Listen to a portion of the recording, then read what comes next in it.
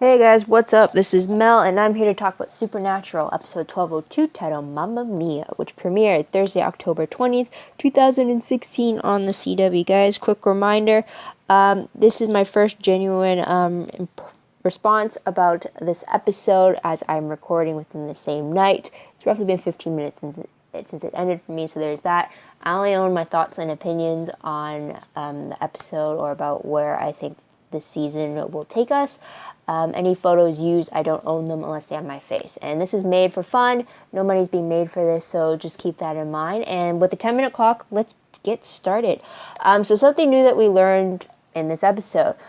Pretty much Castiel is the one who locates the farmhouse that Sam is being held in.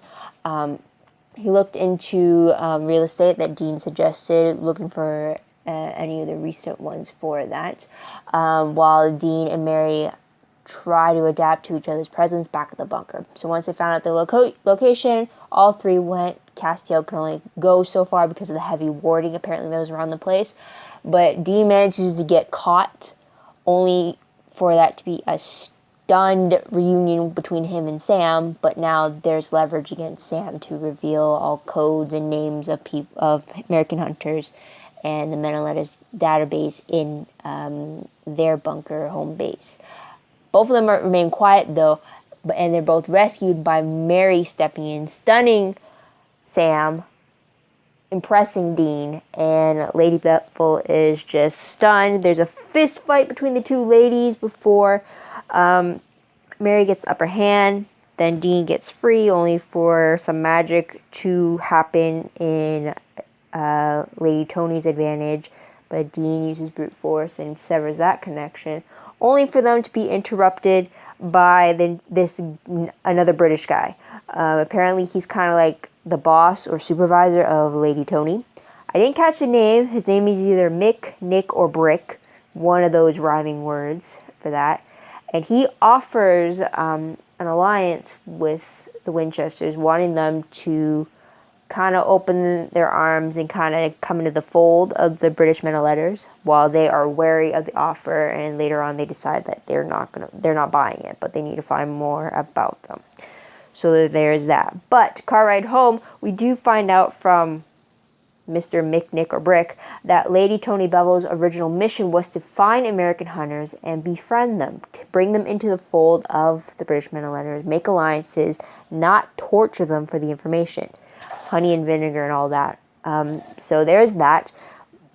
Apparently they have another connection back in London. A man with a cross tattoo, he was shown in, or someone with the same tattoo was showed in the montage we got last week that showed the way the British men of letters works with taking care of the creatures. Apparently this man, or another person with the same cross tattoo on their hand, is packing up their extensive collection of weapons for a trip. So I'm a little worried about him coming over to possibly eliminate the Winchesters. But the two Brits actually called the Winchesters an obstacle. So I think that's what I got out of it. But there's that. But on the other side, we get Lucifer gaining on his vessel, Vincente, who's a rock star, mourning his dead love Jane. Because of that, Lucifer uses that connection with Jane to manipulate Vince into saying yes and giving him consent to take possession of his body.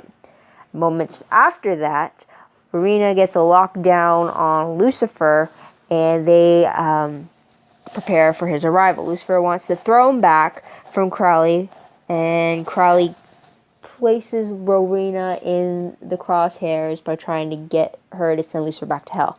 Not the case. Lucifer is stronger than he appears, and Crowley skedaddles out of there, leaving Rowena behind to become a prisoner of Lucifer's, because instead of killing her, he wants to use her powers and magic, since she is he comments on the fact that she's very powerful in herself.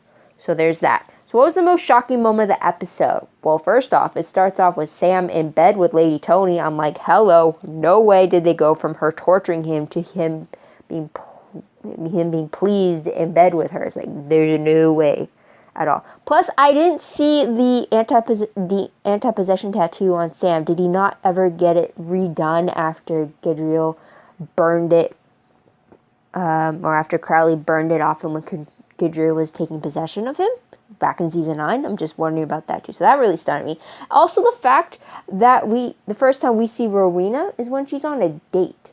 A normal date. She's looking for a nice, single, rich man that she can fall in love with and go riding in the sunset with. She wants nothing to do with the supernatural, only for Crowley to intervene as a waiter and kind of bring her back in the fold, saying, I need you to help me lock Lucifer up since her magic is the only one who can do it. So those two were a bit surprising in itself. So there's that. Moving on, top 3 favorite moments. First one has to be the Winchester reunion in that farmhouse specifically. We get Sam being so stunned that Dean is still alive, despite being another prisoner himself now, but the fact that they're not together again, they're both alive, it was stunning in itself. And then also when Mary comes in, a gun pointed at Lady Tony, telling her to get away from my boys, and then Sam's just looking stunned, saying, Mom, and then Dean is smirking in his own cuffs, going, yeah, and then he wants to, yeah, that's her. Kind of like, yeah, I brought someone too. So I just really like that little exchange right there. That was pretty funny in itself. And then also when we see all 3 Winchesters together back in the bunker, after having a good dinner together, despite it being takeout, and having them all have that little bonding moment, and then Dean's pie was just fantastic. I love it. And then also later on, or I guess later and earlier on, later on we get the moment between Sam and Mary, how Sam passes over John's journal so that she can kind of know what the last 20 years have been like with John as a hunter. A few little secrets in there that she might not know about or might ask answers for. Don't know if the boys have actually updated that journal or not, but she'll find out through that. And then also earlier when Dean had his moments with Mary, trying to update her on things, trying to tell her that John changed because of hunting, he changed because of hunting, and how Sam had gotten out of hunting only to come back in of it. But Mary was just trying to understand the mindset of John as well as both her boys. But what I really liked though was Sam just telling Mary that her being there fills the biggest blank for him. It's just really great to have them have that hug. Dean got his hug with Mary in last week's episode. Now Sam got his hug. So I just really like that. So anyways, moving on. Another favorite was Dean versus Lady Tony. Now, when he's chained up and she's telling him that, did you know a person can die from just pain alone? And she kind of gets ready to stick him with a needle just under his eye, which is real creepy. Mary intervenes. Love that she intervenes, though, but I really wanted Dean to bring up the fact that he was tortured in hell for 40 years. So kind of like how what Sam told Lady Tony last week about how he was tortured by the devil himself, what the hell could you do to me type thing. I wanted Dean to spit back that roughly the same comment saying, well, I was tortured by the demon of torture pretty much for 40 years. What the hell are you going to do to me type thing. I really wanted something like that to happen.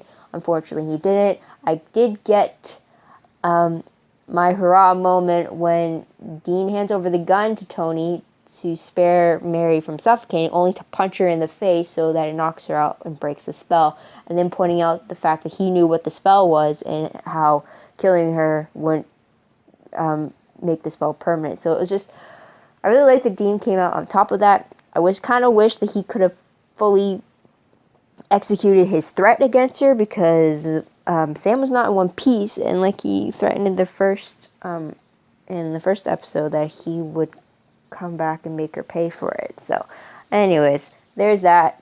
I did like that Dean proved Lady Tony wrong on a few occasions. So there's that. I just kind of wish that he made the comment about his time in hell, kind of to show that he wasn't worried about what she could do to him. So there's that. Another favorite moment of mine has to be Lucifer showing his powers. I don't think I ever remember Lucifer showing... I don't think I ever saw his eyes turned red the way they did, kind of confusing the fact that there's power in that. Also, when Crowley dumps the acid on Vince Vincente's face and then you get the whole skeletal look, that was so creepy, yet it was so fantastically done. And then to have Lucifer bring out his angelic powers, have the wings showing, and then have him heal his vessel's face, that was amazing. I love that we got to see that. And it's just, we're afraid of the name itself because reputation comes with it and all that. But to actually see why we should be afraid of this character, it it was just great to see that again. So I really like that, even though that spells trouble for us. So moving on to top 3 peeved moments. I didn't really have any peeves with this episode except the fact that Dean had a missed line opportunity that he could have used. But maybe it was just on my end, but the scene between Lady Tony and Nick or Brick, whoever that British man was, in the car, I didn't like the fact that I couldn't understand what exactly was going on. Maybe it was just on my end, the volume wasn't loud enough, even though it was pretty loud, or it was just too jumbled for me to hear, or I really needed subtitles in order to really catch what they were saying. But that was the only peeve I had, is the fact that I missed what they were being talked about, because then it led into the scene with the guy with the cross tattoo in London. There's the timer, so there's that. Moving on though, what moment will I remember most as I look back on this episode? The reunion between the Winchesters. Absolutely love it. I love the fact that we got different moments with Mary and her sons, whether it's Mary and Dean by themselves or Mary and Sam, and then all 3 of them together. It was just great to have that. Now, random questions. Now this one I realized it after I recorded last week, but I was just wondering, how will Mary react when she not only finishes reading John's journal, but how will she react after finding out about Adam Milligan, John's 3rd son with another wife, though? I mean, I know that wasn't written. I don't think that's explicitly written in the journal, but is she ever going to find out about Adam Milligan? Sorry. Then what about finding out about her own father, Samuel Campbell's own resurrection back in season 6, and now he pretty much turned his back on Sam and Dean? Would they have written it in their journal, or would they ever tell Mary about that? I'm wondering just how much are they going to tell her, and then how much they're going to omit from telling her. It'll be very interesting to see what happens with that. Also, is it at all possible for Castiel to take away the memory wipe that had been done on Mary when she was younger, so that she could remember the times that she met Dean in 1973, or met Sam and Dean in 1978, when in 78 when they time traveled back in season 4 and 5. I'm just wondering now if it'd be interesting if she would actually remember it now, if it was possible for him to take that memory wipe away from her. That'd be cool. A little weird, but cool. Last question. Will Crowley turn to the Winchesters for help against Lucifer? That'd be kind of funny if he did, though. I can't wait to see if that ever happens. But moving on to predictions very quickly. Based off the promo for 1203, it was many different flashes of very different random scenes, but it kind of looks like there's a haunting in an abandoned building, or abandoned house, I should say, and it's causing a few repercussions to happen. There's that. According to the synopsis, though, apparently a baby's crying is going to lead to death in a mysteriously abandoned house, which is going to cause the Winchesters to go investigate. Meanwhile, it seems that Castiel is going to team up with Crowley as they both hunt down Lucifer. So those are going to be 2 interesting stories in itself right there. But based off of that and any new questions that I have, will Lucifer stay to rule hell, or will he actually consider Crowley's suggestion to go move on and rule heaven now that God is MIA, or on sabbatical, as Crowley liked to put it? So there's that. And another question was, how long until we see who the man with the cross tattoo is? Is it possible it's someone that we know, or is it someone that we heard the name of before? That'll be interesting in itself. Otherwise, I don't really know. Prediction-wise, I don't really know who the big bad is now. Usually we have like this big bad that overarcs. So unless it's going to be Lucifer being back on Earth again, or if it's the fact that the British men of letters are gunning for the American branch, I'm not seeing another possible bad guy, I think. I'm not sure. But I guess I have to wait and see and find out. But that's about it. So what did you guys think of the episode? What did you guys like about it? What do you think is going to happen next? Let me know in the comments below. I'd love to hear about it. Also, don't forget to like this video, subscribe to my channel, and check out my other videos if you haven't done so already. If you want, check out my Tumblr page. A link for that will be down below. Go follow me there. I usually reblog promos, web clips, synopses, quotes, GIFs, all that fun stuff. My WordPress account is also connected to my Tumblr page. And also check out my LiveJournal account. I'm going to start connecting that to my WordPress page. But those LiveJournal recaps of the episode, a link for this one is down below, is pretty much my play-by-play of this episode with my in-moment thoughts and questions that may have popped up as I'm watching. So if you want, go check that out there. If there's that, but that's about it. So thank you guys for tuning in. I hope you come back next week to hear what I have to say about the next episode. But until then, this is Mel. Wishing you all a great day, great week, wherever you are. Bye for now.